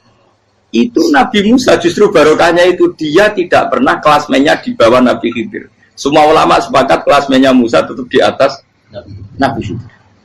Sehingga yang berlaku ya tetap ilmunya Nabi Musa bahwa membunuh anak kecil tidak boleh, merusak perahu milik orang lain tidak boleh. Karena Allah tetap lebih respect dengan ilmunya Nabi Musa. Nabi Khidir tetap ilmunya nggak dipakai, meskipun dia disebut hakikat. Karena ilmunya Nabi Khidir ngani ngoyo, wong ape mutusno ngenteni nginceng loh mahfud. Lah sing iso iku sapa? Barang ra mungkin kok. Mulane Nabi Khidir terakhir menutup kalimatnya wa ma fa'altuhu an amri. Dzalika ta'wilu ma lam tasdi alaihi sob. Aku dhewe nglakoni ini ya ora roh, wis ditakdir nglakoni ngene wae. Dadi Nabi Khidir ya ora paham. Jadi wa ma fa'altu an amri itu akhir kira-kira artinya saya sendiri tidak melakukan ini karena inspirasi saya sendiri atau keputusan saya sendiri. Tahu-tahu saya ditakdir melakukan. Karena pas itu Nabi Khidir disetting semuanya dengan ilmu hakikat, yaitu bayi tadi memang kutiba kafiron. Kutiba kenapa? Kafiron. Memang dia nanti kalau umur nganti tua ditakdir mati kafir. Daripada mati kafir nanti, ya sudah mati sekarang. Tapi nggak mungkin kan ada syariat daripada soben beling mateni kecil. Orang syariat tetap ikut Nabi Musa. Makanya kata Ibnu Hajar Al-Asqalani itu uniknya Allah sama para wali-walinya. Waliku klirullah itu tuh disenangi pengen. Terus pengenan nabi ini yo kecil-kecil kan yo panjang wong. Terus keempat kan. Tadi kan saya punya contoh 3, ini contoh keempat, ini terakhir. Agian kok ilmu merah cukup tetap salah bingung enggak. Nabi itu minggat itu boleh enggak? Tanpa pamit, minggat itu pergi enggak pamit itu boleh enggak? Enggak boleh. Rasulullah meskipun kayak apa disakiti di Mekah itu enggak pernah minggat, enggak pernah hijrah. Saya ulang lagi, karena butuh izin. Tapi Allah pernah punya kekasih, yaitu Nabi Yunus. Nabi siapa? Yunus. Itu Quran meredaksikan ya abako. Abako itu terjemahnya apa? Minggat. Kalau pergi itu dahaba. Tapi ini Allah meredaksikan itu abako. Abako itu ya minggat. Nabi Yunus itu dakwah di daerah Nainua. Nainua itu ya Babylon sana. Kampungnya namanya Nainua.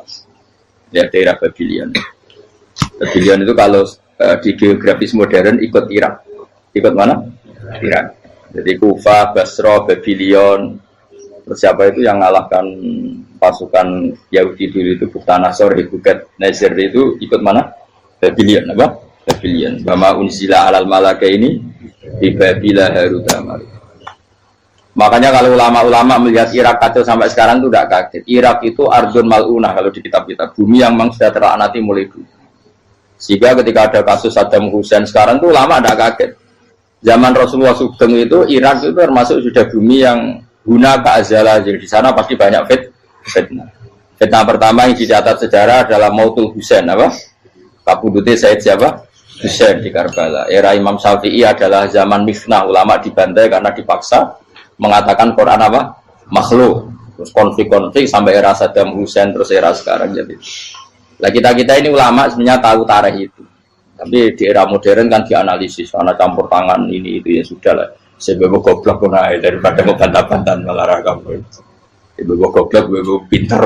Sekarang kan analisisnya kan, wah ini ada campur tangan pihak ketiga diciptakan nih saunu ini.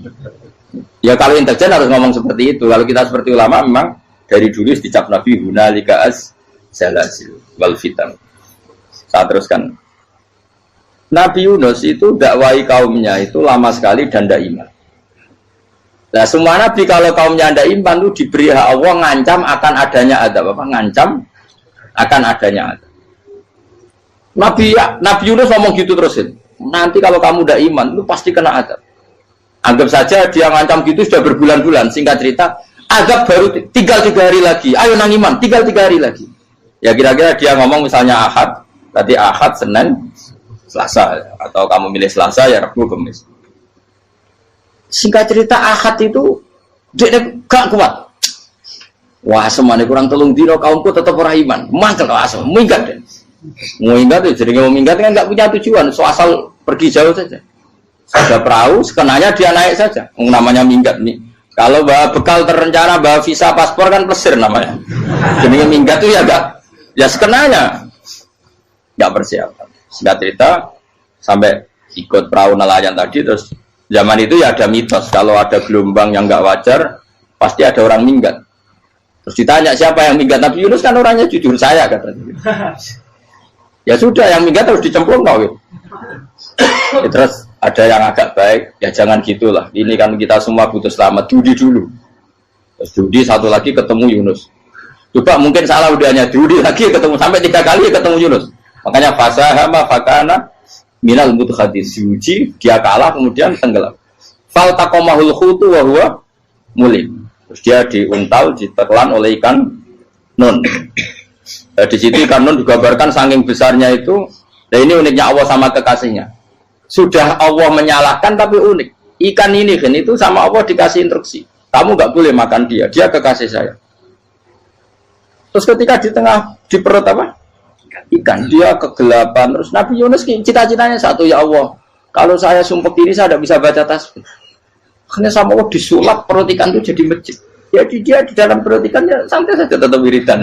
Santai. Fana ada fi dzulumati alla ilaha illa anta subhanak inni kuntu minadz zalimin. Dia santai aja wiridan karena perut ikan bagi dia adalah masjid. Ya dia disalahkan Allah karena abako tadi minggat hijrah tanpa pamit. Tapi juga dibela-belain Allah, ikan tadi tidak boleh nelan. Ini perlakuan Allah sama orang yang bikin. Tapi karena dia Nabi, uniknya apa? Dino Ahad itu kaumnya do nginceng omah Nabi Yunus. Rame-rame nginceng.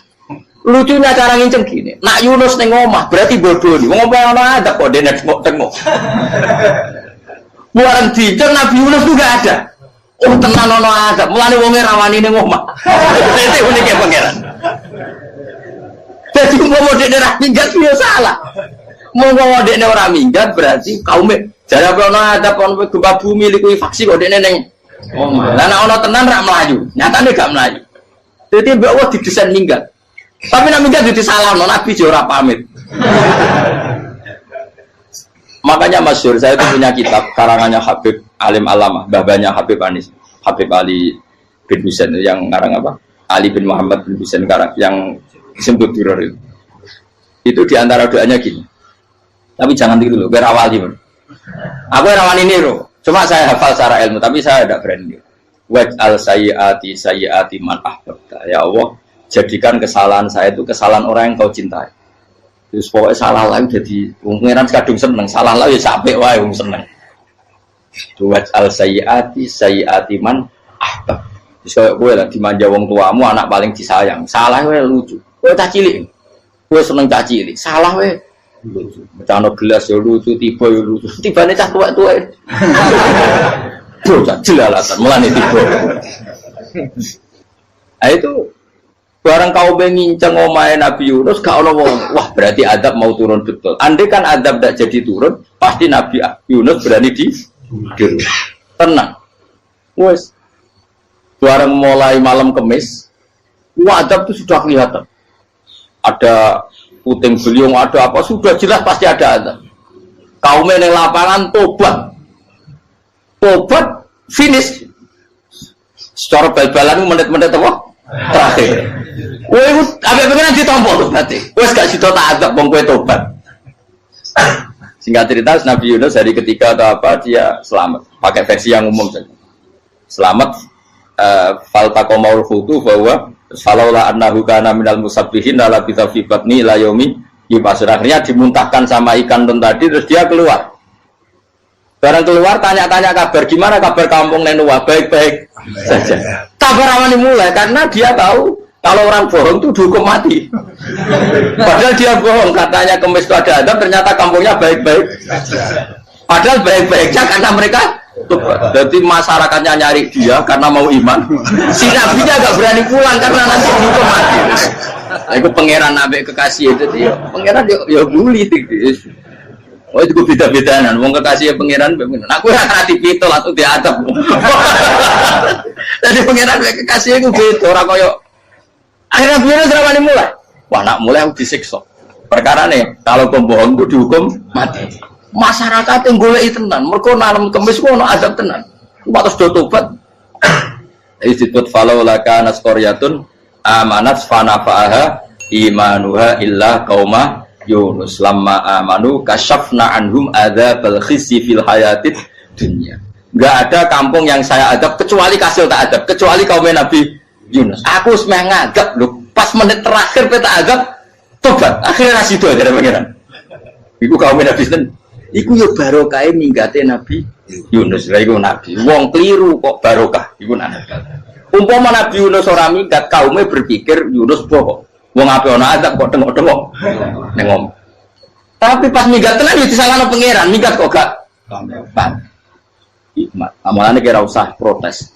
Wali itu beda, kekasih pangeran itu sama dengan sing dialami Rasulullah sallallahu alaihi wasallam ning Sulhul Hudaybiyah. Semua perjanjian itu salah secara hukum fikih.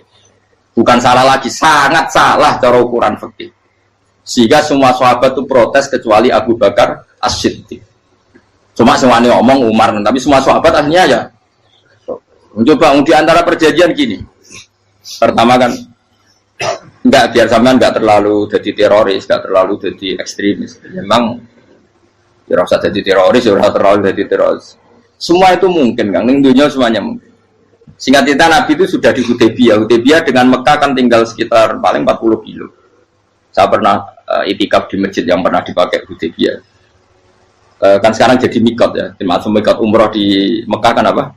Hudaybiyah kan mikot di yang terkenal kan apa? Jirona, Tanim, Hudaybiyah. Itu perjanjiannya tuh gini. Perwakilan dari Quraisy namanya Suhail bin Amr, siapa? Suhail bin Amr. Perjanjiannya gini, Muhammad kamu tidak boleh masuk Mekah. Kamu boleh masuk Mekah itu tahun depan. Padahal Nabi sudah bilang ke para sahabatnya, ayo kita umroh. Dan diberi hak umroh. Tapi setelah sekitar 40 kilo masuk Mekah, dicegat sama orang kafir Quraisy. Lah, Nabi ya sakit tenan. Nabi kadung mentafsir, memberi berita gembira, saya mimpi kalian masuk tanah haram amini namu khalikin, aman semua. Semuanya bercukur gundul atau mencetak rambut. Pokoknya kata sahabat senang sekali karena mimpi Rasulullah tidak pernah apa? Tidak pernah salah. Bareng di situ di antara perjanjiannya hadza ma kataba ali Muhammad Rasulullah. Ini perjanjian yang ditulis Muhammad Rasulullah. Kata Suhail, hapus kata Muhammad Rasulullah. Kalau saya tahu kamu Rasulullah tidak saya perangi, tulis Muhammad bin Abdullah. Kata Rasulullah, ya Ali hapus tulisan Muhammad Rasulullah. Kata Ali, tidak saya tidak akan menghapus setelah Muhammad Rasulullah. Tapi unik. Hapus gak popoli, masih hapus aku tetap Rasulullah. Tulisan lagi. Jadi Nabi ya relax saja. Tapi Ali katanya, fawa wa ma ana bimakhihi abadan. Saya tidak akan menghapus tulisan itu selamanya.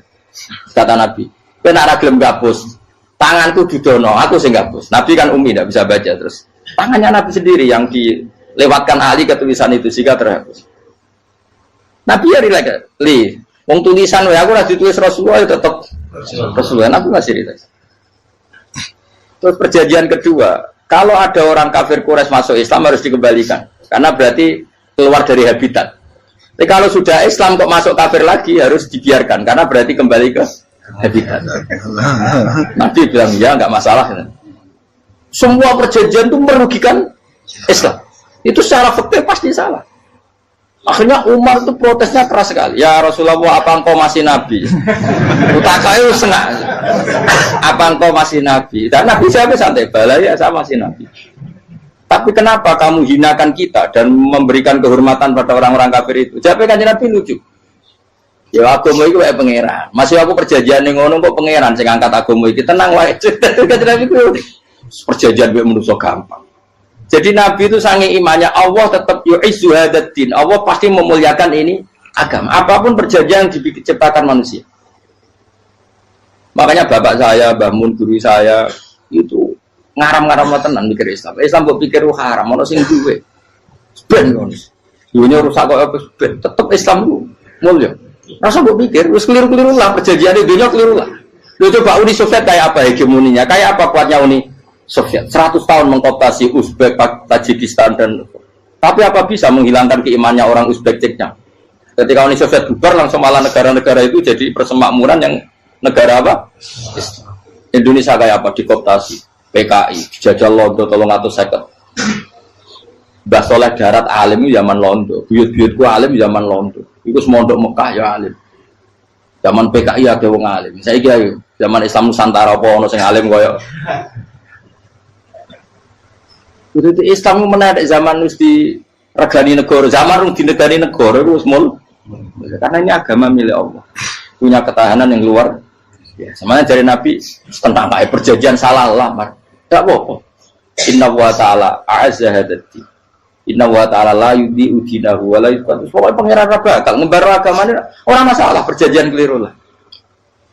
Perjanjian ketiga itu semuanya merugikan Islam. Tapi apa kata Abu Bakar ketika protes Nabi gak dijawab, datang ke Abu Bakar. Menurut kamu gimana? Jawab Abu Bakar lucu. Makanya ini menunjukkan makanya kenapa ahli sunnah berkeyakinan Abdullah sahabat itu siapa? Abu Bakar. Jawab Abu Bakar. Wes samar, perjanjiannya keliru lah, wes keliru lah. Kayak geremeng-geremeng santai negeri. Tapi la tadkhul bainahu wa baina habib. Kamu jangan masuk wilayah itu hubungannya orang yang terkasih sama kekasihnya. Wes gak masuk akal lah semuanya menengah. Ya sehingga ya sudah Allah punya. Ternyata nah perjanjian keempat ini yang agak Nabi hanya minta gini toh. Itu saya turuti semua, tapi saya minta satu hal kata Nabi. Bolehkan diskusi tentang Islam terbuka. Makanya diskusi terbuka itu baru kata Nabi. Jangan larang orang mendiskusikan Islam. Itu dok mintanya. Oke dari Suel, diskusi wae pikirannya Suel kan, diskusi wae. Enggak masuk Islam, diskusi. Jangan larang orang yang membicarakan Islam secara terbuka. Ada kata terbuka dari Suel, oke enggak masalah. Itu cok yang itu pun nggak jelas menguntungkan Islam apa? Enggak. Akhirnya apa yang terjadi? Darun Nadwa, tempat-tempat pertemuan, cara saat ini gedung parlemen, semuanya itu diskusi. Sajane Muhammad itu sopot, konsep Islam itu, dan semua yang cerdas juga. Sajane ya bener Muhammad. Membawa tuh banyak giok tenan. Wonten yo goblok tenan watu kok di. Terus nak Yahudi. Yahudi ora bener pisan, Nasrani ora bener pangeran atau. Wah diskusi. Suwe-suwe hasil diskusi sepakat. Jadi tetap bener Muhammad. Ini tetap bener Muhammad. Akhirnya hasil diskusi itu akhirnya mereka membatalkan perjanjiannya sendiri. Perkara itu baru kayak apa? Malah Nabi ketika balik di Medina, Umar sempat protes yang dalam. Oke ya Rasulullah, saya terima konsep Anda, tapi saya menyisakan satu pertanyaan. Jadi jenengan itu ana ayat sing nurjukna la tadkhulunal masjidal harama insyaallahu aminina muhalliqina ru'usakum. Lah kok nyatane ra sida mlebu Mekah, malah kita terusir kembali lagi ke Medina. Lha iku Nabi yang agak lucu ngendikan. Mar, ning ayat iku ora gak ana taune. Apa ana ayat iku taun iki? Sing ngatene taun iki ra kowe. Dari Nabi yo ora ana taune yo. Ora ana taune kok taun iki dhewe kan kira-kira. Ayat itu kan kalau tahu nih Umar sing biar nafsiri tahun ini. Wong suatu saat kamu akan masuk Masjidil Haram. Tapi kan gak orang tahu deh ayat. Apa di ayat itu ada tahunnya Umar dan Allah bilang tahun ini ya enggak, ya sudah kalau gak ada tahunnya ya pokoknya mesti kapan-kapan terjadi. Tapi rasa itu. Kalau Sugih Rukin kan gak ada tahu nih orang saya. Mau aku tuh gak ada Sugih tapi tampung tahu. Bisa suwi. Nah. Akhirnya apa yang terjadi? Ada diskusi masif di Mekah. Setiap yang cerdas, setiap Nabi tanya, Abu Sufyan siapa? Nabi mau komentar gini, sama siapa teksnya? Misluhu la yajhalul Islam. Kalau Islam sudah didiskusikan, otak secerdas Ikrimah bin Abi Jahal, secerdas pasti tidak bodoh tentang Islam. Maknanya pasti akal yang waras memilih Islam. Wah, akhirnya Islam jadi masif. Ya sudah karena Islam sudah masif, tokoh-tokohnya cenderung Islam, akhirnya perjanjian itu dibatalkan sendiri. Akhirnya waro'aitan nasa yadkhuluna fi dinillahi afwaja. Akhirnya mereka berbondong-bondong masuk. Itu artinya apa? Nabi itu gak perjanjian cara fikih keliru wae, cara fikih cara dzahire keliru wae, tetap barokah karena punya hubungan khusus dengan Allah Subhanahu wa taala. Makanya la tadkhul bainahu wa baina habib. Itu kan kayak ya sudah seperti di pangeran. Makanya Sayyid Ali itu Sohibu Sim tidur nak donga di antara doanya waj al sayyiati man ahbabta. Jadikan ya Allah kesalahan saya kesalahan orang yang engkau cinta. Karena ulama nyontono ngene, saiki Nabi Adam ambek iblis itu padha salah itu. Enggak jawab. Padha salah, iblis itu salah bodoni Nabi Adam salah. Dilarang mangan wit khuldi tetep mangan. Mau trimo rayuane sinten? Iblis. Tapi wong piye-piye pangeran ku seneng Nabi Adam. Sediluk diusir bar sumat tabahu rabbuhu fataba alaihi wa bar langsung Adam ora metu kok swarga diwarai. Damke kepengin tak sepuro nggih tak warai dongane. Iblis tak diwarai. Mana kena dongo lompat. Dadi ngene ke ya pokoke wong disenengi ku menang kan. Lah kaya piye dongo iku kowe ora bakat wali biasa wae iki cerita. Ya sudah seperti itu. Ya, tapi emang ya sudah seperti itu. Nabi Adam itu orang pati keusir tenan itu fatala ko Adam Robbi kalimatin fatala. Jadi orang terlalu jauh dari surga. Kemana lagi pas pertama medun ke bumi sampai awal diwarai beberapa kalimat sing dadekno di sepuro pengiran. Qawat al sayyiati man ahbabta. Ini penting kalau atur namanya wilayah-wilayah kenabian itu wilayah yang kita tidak pernah tahu detailnya, tapi kita yakin Nabi itu para kekasih Allah. Dan agama Islam itu juga agama paling diridhoi. Maka di zaman apapun, kecewa apapun dengan perjanjian dengan negara maupun dengan dunia, Islam tetap di rumah pangeran. Itu ora usah kuat. Mikir Islam itu keliru. Nangit mayo oleh nak mikir keliru. Agama pangeran kok pikir. Saya masyhur. Sayyidina Umar itu kan khalifah paling sukses masalah futuhan. Di masalah apa? Futuhan. Dan Ibnu Umar setiap jalan-jalan itu dibully sama orang-orang. Ya Ibnu Umar, mbok ya kamu itu minta sama bapak kamu supaya dia nyebut penggantinya siapa. Atau bikin suksesi lah. Jangan kok dia khalifah sukses kemudian tidak jelas juntrungannya. Kan dia tetap mati suatu saat.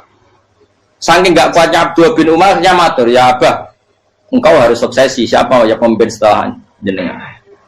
Lah kenapa? Orang-orang bilang kalau ada orang misalnya penggembala kambing terus ditinggal gelanggang itu dianggap dosa karena kambingnya pasti kocar. Apalagi ini urusan umat. Kamu tahu-tahu mati sebelum sesi ini pasti kacau. Umar langsung marah. Agama Islam juga sama dengan kambing kata Umar. Agama Islam agamanya pangeran, mesti diurusi pangeran. Aku mau khilafah. Aku mau sukses. Ben aku ora usah mikir. Engko ora diurusi pangeran. Jadi Umar itu justru sangat hormatnya sama Islam itu dengan cara gak mau mikir Islam. Gak mikir berarti gak khidmah ya, tetap mengkhidmati Islam. Seperti saya ini kan yang khidmati Islam lewat mulan. Tapi orang tahu mikir nasib Islam. Islam orang kondang piye. Ditinggal Abu Bakar melaku, Umar melaku. Wali Songo mbek kowe rak mulya Wali Songo. Saiki jurus mudin yo mlaku, jurus KUA yo mlaku. Jurus mubalek sing kadang matre ku yo mlaku. Berapa kiai sing dadi oknum perkara proposal ya agama ya. Wong bapak udah kanca kiai ku mudin, anake mondok. Bareng saking suwene dadi mudin, zaman iku mudin urung untuk gaji kono negara. Anake njuk dhuwit muni spontan, cung ora ono mati kok njuk dhuwit. Kok ora ono mati ra entuk rezeki. Cung ora ono mati kok njuk dhuwit. Muli ku agama ya ra piye-piye juga. Mergo agama iki diurusi Allah. Ayo nabi palsu ben kira wae mulai Musailama sampai Musotek sampai Lia Eden. Kurang aji.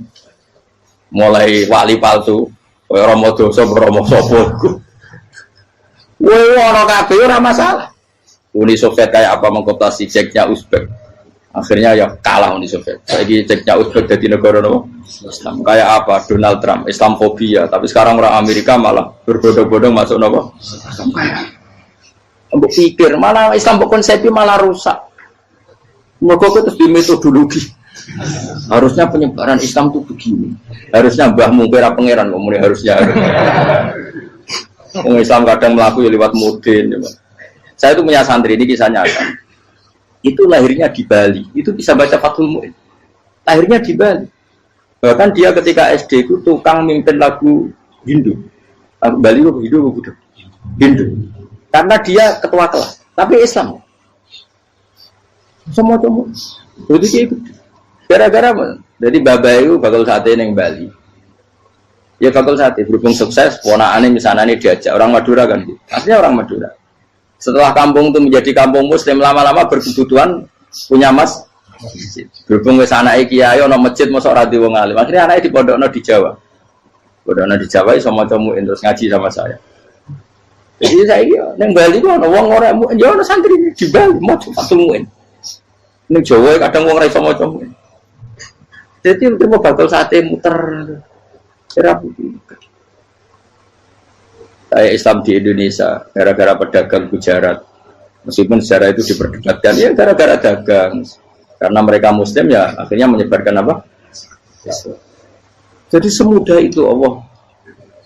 Termasuk konflik Ali bin Muawiyah itu barokahnya sama susahnya konflik itu masih banyak barokahnya. Sayyidina Ali sama Sayyidina Muawiyah, karena kita ahli sunnah ya tidak menyalahkan salah satu madzhab ahli sunnah ini. Itu barokahnya beliau konflik itu banyak sahabat yang migrasi, ada yang ke Cina, ada yang kemana-mana, termasuk yang diyakini para sejarawan ada yang ke Selat Malaka, termasuk akhirnya sampai ke Baros itu. Barokahnya orang nggak nyaman di Yaman itu di Syria sama di Irak.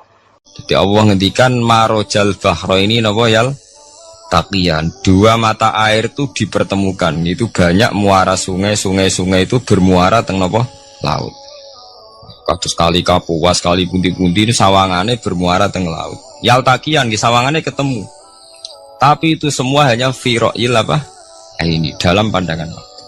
Kulo nate banyak ngaji tenggene kitab-kitab karangan Imam Rozi. Imam Rozi itu ulama tafsir besar ingkang menjelaskan posisi Quran sebagai wahyu yang berkarakter bahasa. Jadi Quran ini wahyu, dia mesti bener. Tapi piye Quran itu bahasa. Ini rumakan ya. Jadi Quran piye napa? Bahasa. Jadi mungkin sampean gak kaget. Mungkin sampean gak kaget wong imane sampean ikan mokong, ora wati paham lah iman napa? Mokong. Tapi kok anak putune sampean kok iso janggal mbek Quran. Nak generasine kula jenengan ra iso jawab, ku anak putune jenengan wis ra iman mbek Quran. Iman raturan, jadi gak diilmiah. Contohnya ngeten nggih. Ketika banyak ilmuwan itu bisa dari orang Islam piyambak, dari orang Barat, baik itu sekuler, orientalis, Kristen, Katolik, macam-macam. Ketika banyak ilmuwan itu penemuannya lebih diakui secara ilmiah ketimbang tulisan-tulisan agama, itu kan menimbulkan keguncangan. Ndadekno iman iku oleh. Misalnya ngeten sing terkenal. Mungkin jenengan sering pireng. Nabi nate dawuh bulan itu ning langit ketiga. Nah, srengenge ning langit keberapa? Kok terus terakhir langit terakhir itu sing dinggoni Jibril. Oke. Terus ketika wonten berita bahwa para NASA Amerika itu bisa naik bulan. Rata-rata kiai desa dulu gak percaya.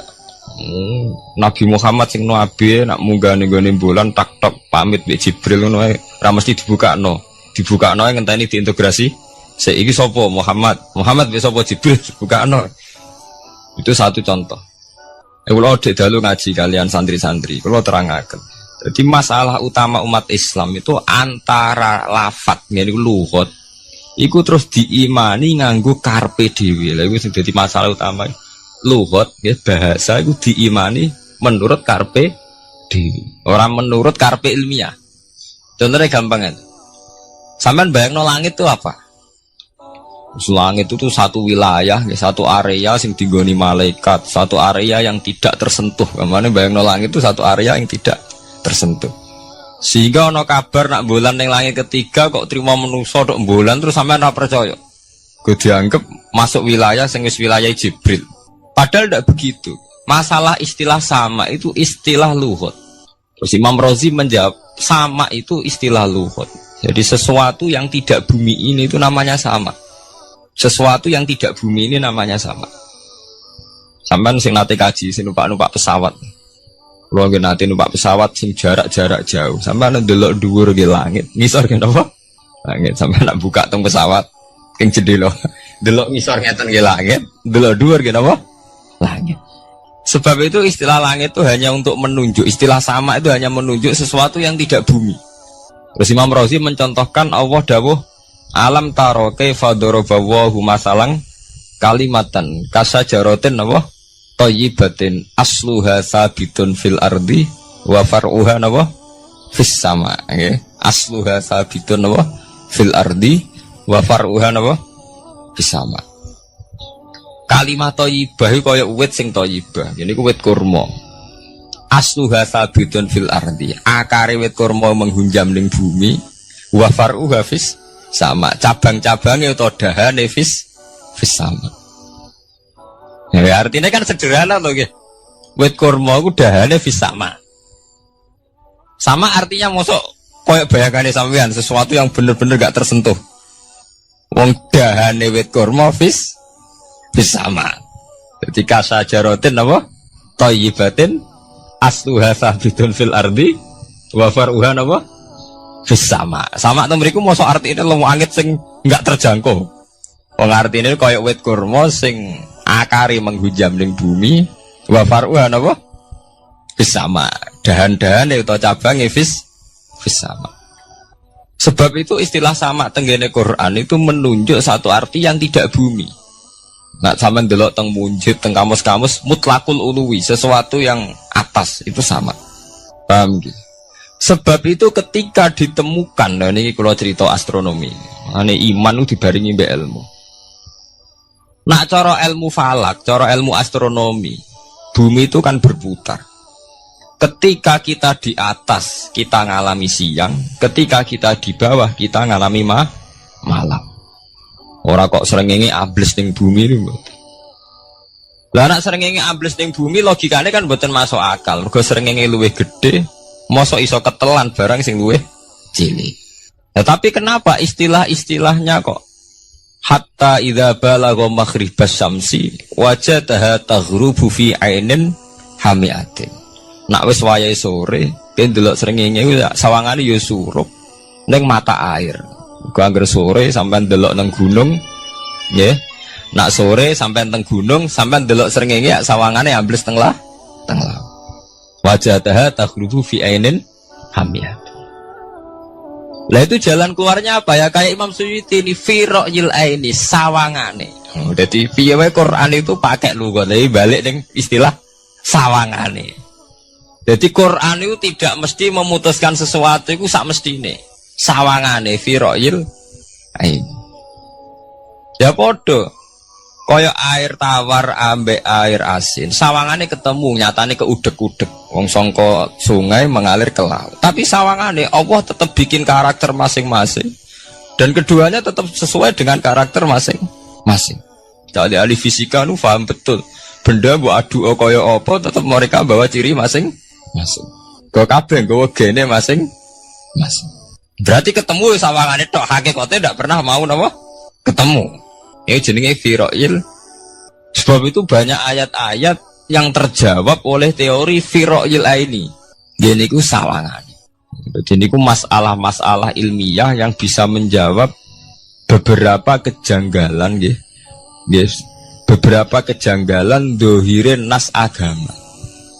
Zaman kudu paham ngono. Mergi banyak sekarang misalnya kayak manusia itu ketika bisa deteksi janin, ahli dokter kandungan lewat macam-macam peralatan itu nggih, USG macam-macam mak saged ngerti janin itu lanang atau wedok. Nah dhisik kiye-kiye kuno ada 5 perkara sing roh apa tok, kapan udan, kapan wong mati.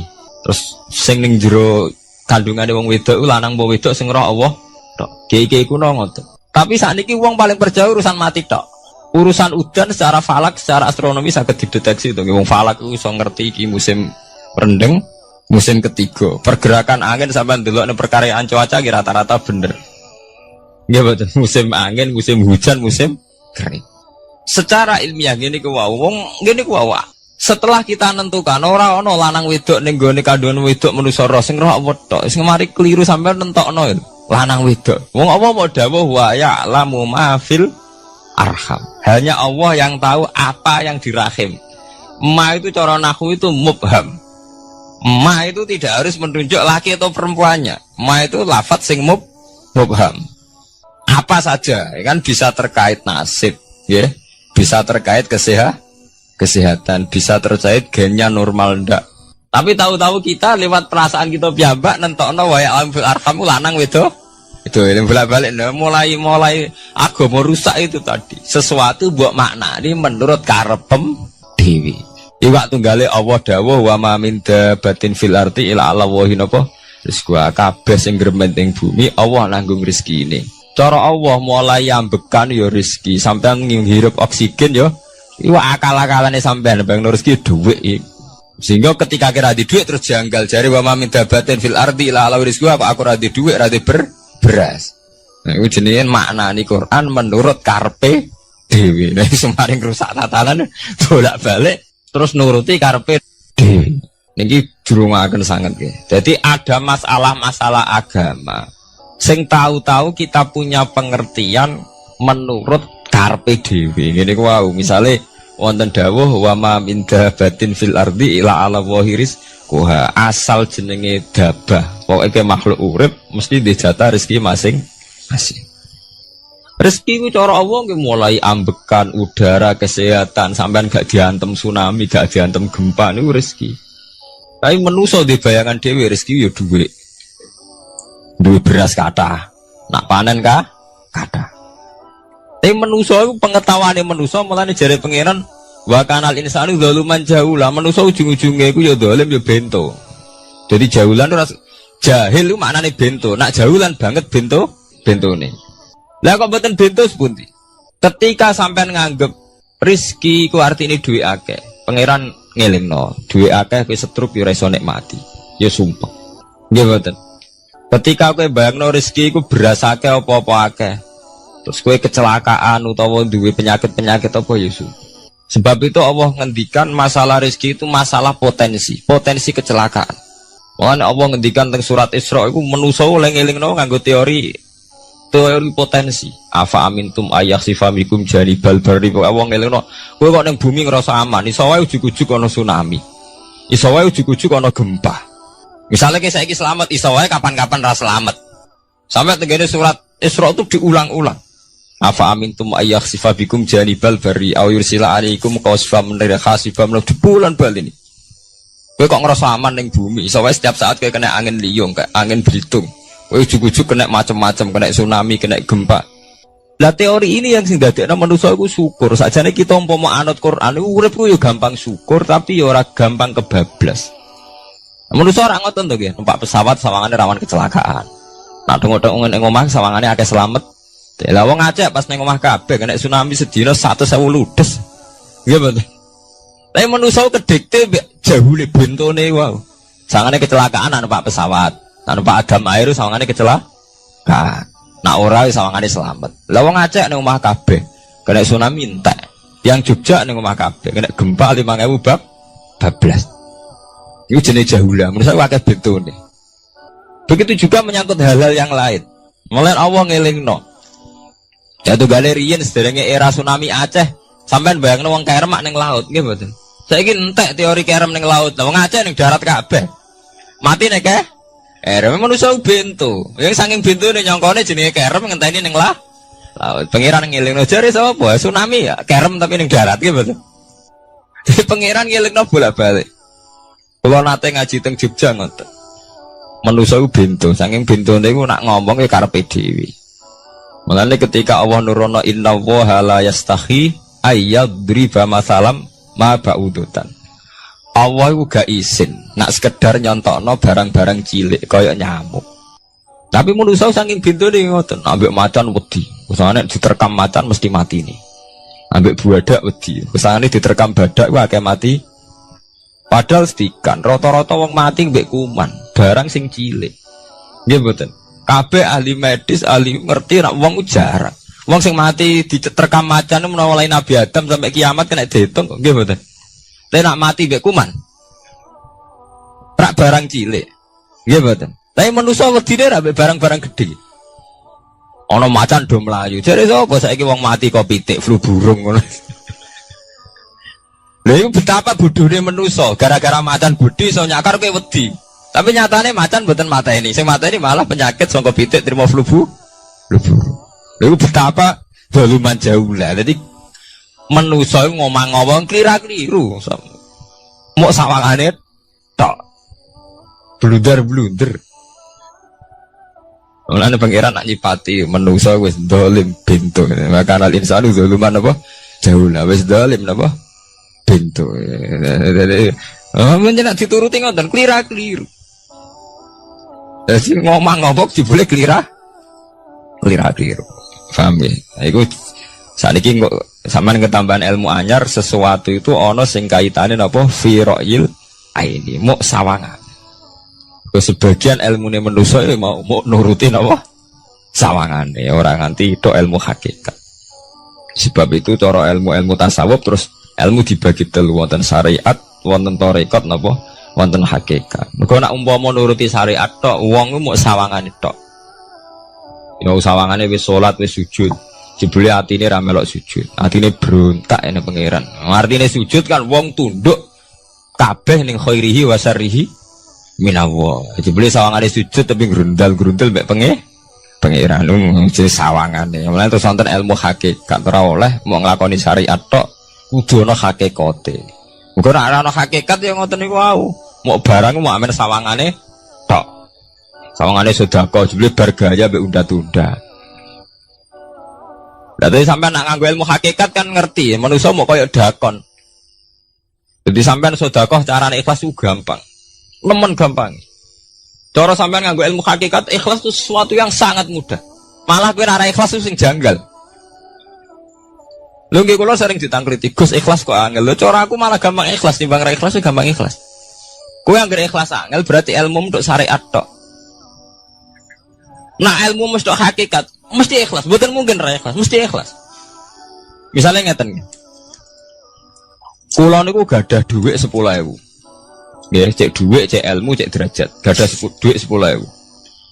Sampean kalau menurut pandangan syariat, karena dhuwit itu hasil dagangane jenengan, ya wae jenengan. Oleh tiyang disekakno jenengan wae jenengan. Gara-gara sampean ngrasa wae lho, nak dikekno wong ya abot. Nak sampean sedekah yang ngerasa iso ngundat.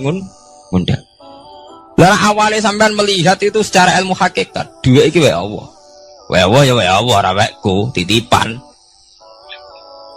Dikekno wong ya wae Allah dolanan mau ning nggonku, saiki ning nggone dhekne kan selesai kan.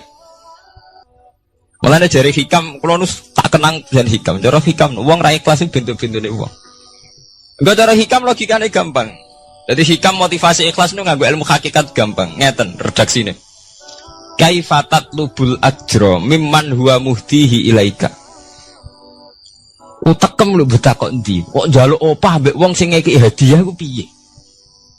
Contohnya ngeten iki, sampean tak kei dhuwit 100 juta. Tak kei. Sampean tak kon dagang.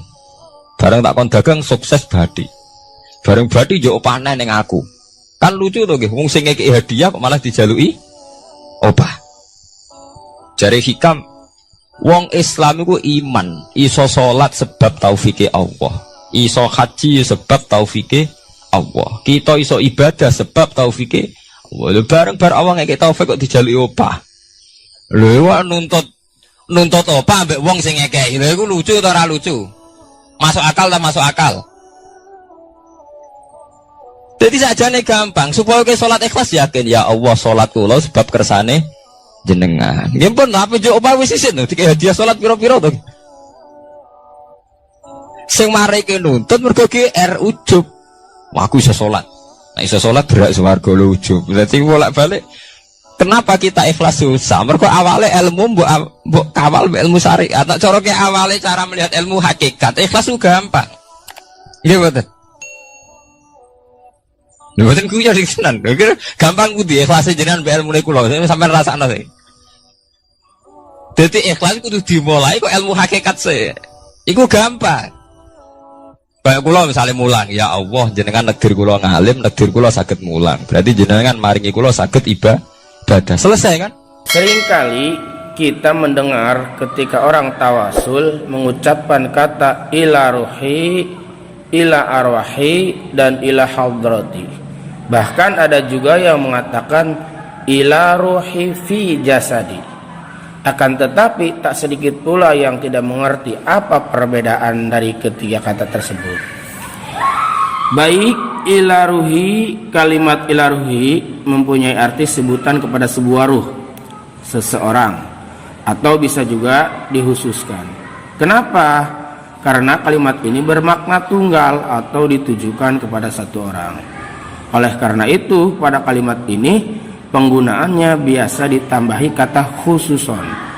Misalnya khususon ila ruhi abi wa ila ruhi umi ilahumul fatihah. Seperti itu. Kemudian ila arwahi. Kata ila arwahi adalah bentuk jamak dari kata ruh.